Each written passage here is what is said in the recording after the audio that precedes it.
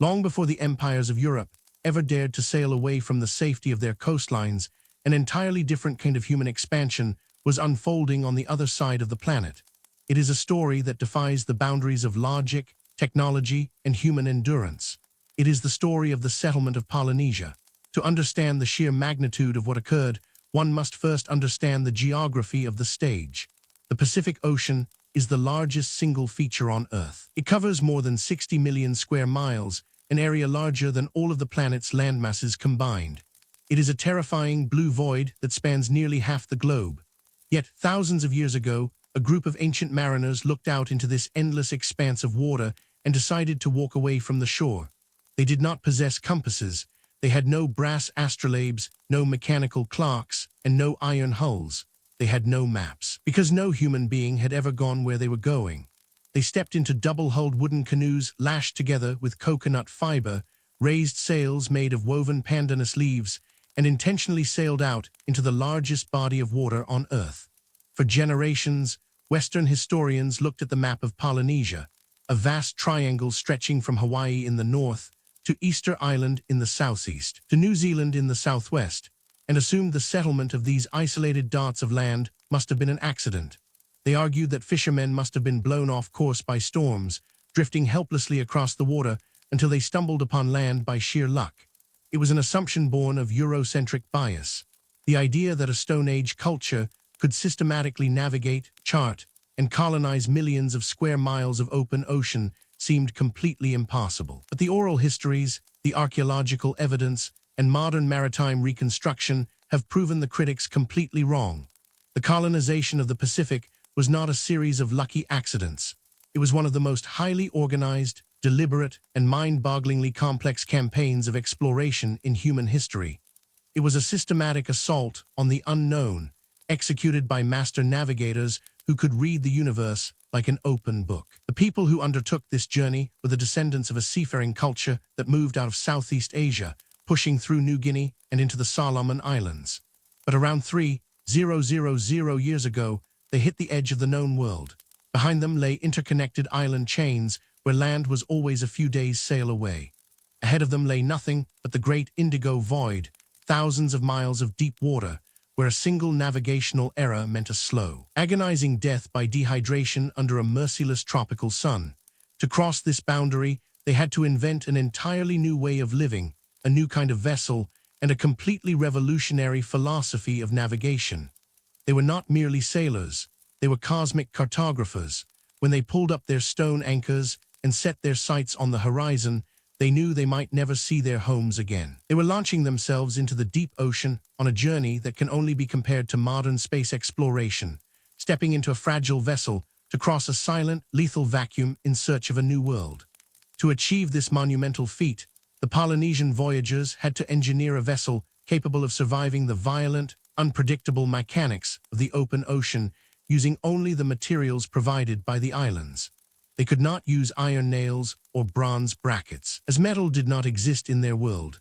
Instead, they designed a masterpiece of maritime architecture, the double-hulled voyaging canoe, known in various dialects as the Va Korlua, Vakapurua, or Waka.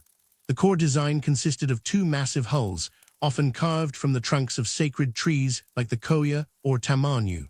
These hulls were placed side by side and connected by heavy wooden crossbeams. The entire structure was lashed together using miles of senet, a highly durable cordage woven by hand from the fibrous husks of coconuts. This lack of rigid metal fasteners was actually the canoe's greatest strength. In a heavy ocean swell, a rigid ship held together by metal nails risks snapping under the immense torque of the waves. The lashed Polynesian canoe, however, could flex, twist, and bend with the rhythm of the sea, absorbing the kinetic energy of the Pacific rather than fighting against it. Between the two hulls, the builders constructed a raised wooden platform. This platform held a small, thatched shelter to shield the crew from the sun, along with a specialized hearth made of clay and sand where a small fire could be safely lit to cook food. Overhead, they raised one or two masts rigged with sails woven from the leaves of the pandanus plant, shaped like inverted crab claws to catch the light, shifting winds of the tropics. But building the vessel was only half the challenge. Surviving on it for weeks on end was an exercise in pure human endurance.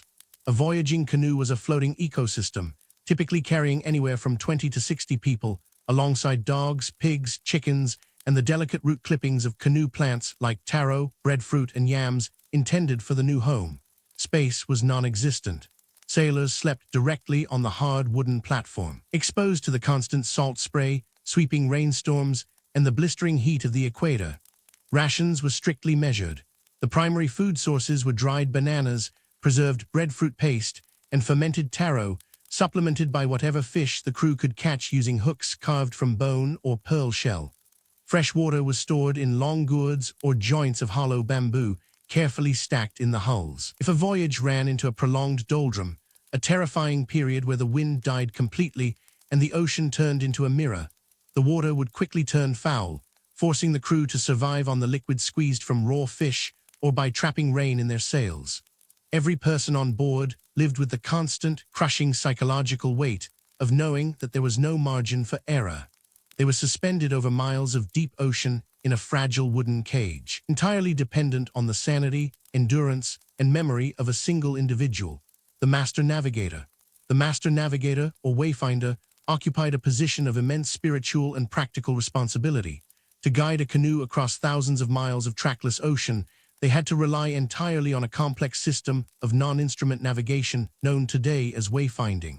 This knowledge was entirely oral, passed down through generations from master to apprentice. It required a lifetime of rigorous study and flawless memory and an intimate relationship with the natural world. The foundation of wayfinding was the star compass. Instead of dividing the world into degrees on a metal dial, the Polynesian navigator mapped the horizon into 32 distinct houses, defined by the precise points where specific stars rose and set throughout the year. The night sky became a giant, rotating map. Keeping track of the stars as they moved through these celestial gates, the navigator could maintain a perfectly straight course through the pitch darkness, long after the features of the land had vanished. But the stars were only useful on clear nights, when heavy tropical storm clouds rolled in, completely obscuring the sky for days at a time. The navigator had to rely on a technique that required an almost supernatural level of physical sensitivity, reading the ocean swells. Even in a dead calm or a blinding storm, the Pacific Ocean is filled with deep, repeating wave patterns generated by distant trade winds thousands of miles away. These swells travel across the globe in predictable straight lines. A master navigator would lie down flat on the wooden platform of the canoe or sit cross-legged on the deck, feeling the unique pitch, roll, and slam of the hull against his body.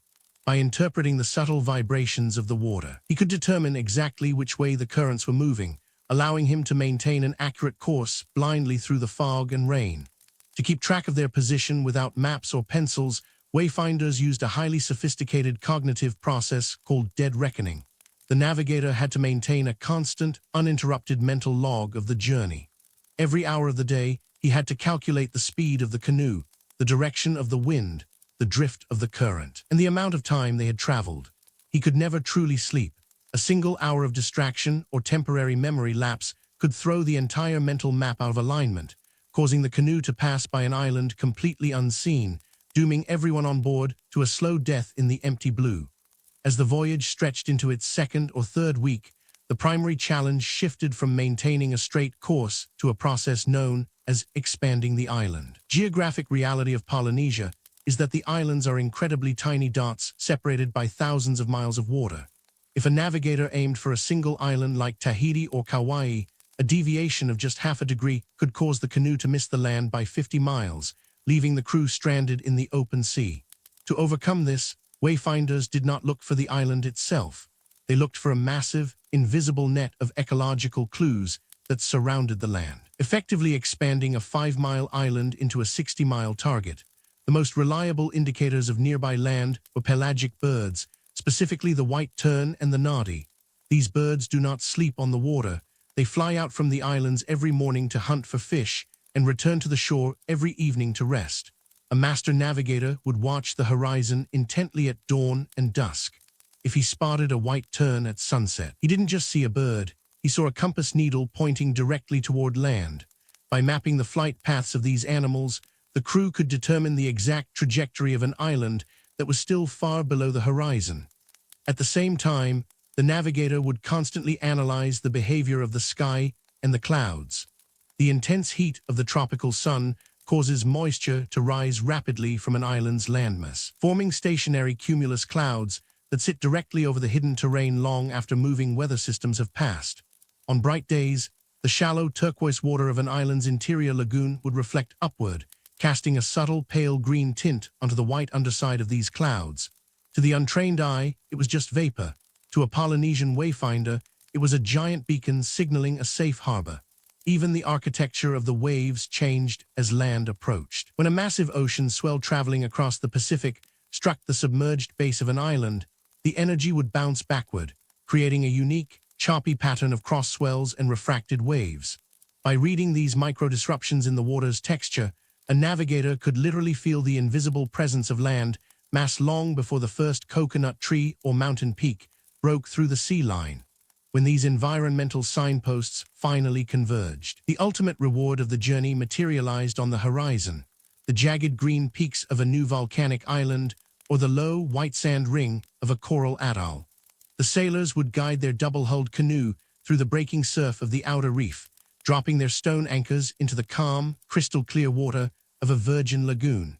They would carry the fragile root clippings of their sacred plants ashore, release their livestock into the forests, and establish a new society completely isolated from the rest of humanity. It was a process of discovery that was repeated across centuries, culminating in a vast, interconnected oceanic empire. By the time European explorers like Ferdinand Magellan and James Cook finally entered the Pacific in their heavy, iron-fastened ships, they were stunned to find every habitable island group already populated by people sharing a common language, culture, and architecture. For a long time, the Western world struggled to comprehend how a Stone Age civilization could achieve such an impossible feat. They tried to credit South American rafters or accidental drifting, unable to accept that the Polynesians were simply the finest mariners the world had ever seen. The truth is that the European voyages of discovery were fundamentally different from the Polynesian migrations. When Columbus sailed west across the Atlantic, he was backed by state wealth, carried mechanical instruments, and could write his findings on paper maps. More importantly, he was looking for a faster trade route to an already known destination. The Polynesians, conversely, were sailing into a complete, terrifying vacuum. They were traveling into the absolute unknown, carrying their entire civilization, their families, their traditions, their gods, and their future inside a handful of lashed wooden planks. The age of the Great Migrations eventually came to a close as the final islands of the Polynesian Triangle were settled. Over centuries, the changing pressures of colonization and Western technology heavily suppressed the traditional art of wayfinding, leaving it on the absolute brink of extinction. By the late 20th century, only a tiny handful of traditional navigators remained who possessed the complete, unwritten knowledge of the star compass and the ocean swells. But the legacy did not die. In the mid-1970s, a cultural renaissance sparked the construction of Hokulea, a traditional double-hulled voyaging canoe built to prove that the ancient methods were fully viable. Guided by master navigator Maupiilug, who traveled from the small Micronesian island of Sadawal to teach his sacred craft to a new generation, the canoe successfully sailed from Hawaii to Tahiti using absolutely no modern instruments. It was a historic moment that permanently shattered the Eurocentric myths of accidental drifting. Today, the voyages of the ancient Polynesians stand as a monumental testament to what the human mind and spirit can accomplish when stripped of industrial machinery. Long before modern science mapped the globe with satellites and GPS, these cosmic cartographers managed to master the largest feature on our planet using nothing but the sensitivity of their bodies, the stars in the night sky, and the unbreakable courage to leave the shore behind.